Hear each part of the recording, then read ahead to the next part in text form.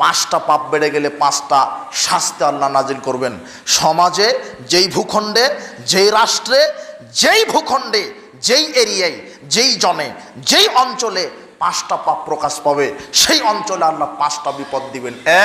এক, জেনা ব্যভিচার, অশ্লীলতা, বেহায়াপনা যে এলাকায় বেড়ে যাবে, সে এলাকায় নতুন নতুন রোগ দিবেন, অসুখ বিসুখ দিবেন। এটা কলেরা এত পুরানো রোগ, ডায়রিয়া আমাশা পুরানো রোগ, এখন আবার এসেছে এইডস, কয়েক বছর পূর্বে গেল করোনা ভাইরাস, আবার কি ভাইরাস আসবে।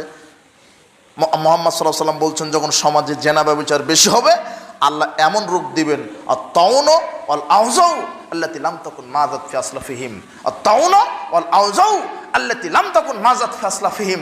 প্লেগ রোগে মহামারী দিবেন, এমন রোগ দিবেন পূর্বের কোনো উম্মতের ভিতরে ছিল না। এই যে দেখেন নিত্য নতুন রোগ চলে আসছে, তার নাম হচ্ছে করোনা ভাইরাস, তার নাম হচ্ছে এইডস, তার নাম হচ্ছে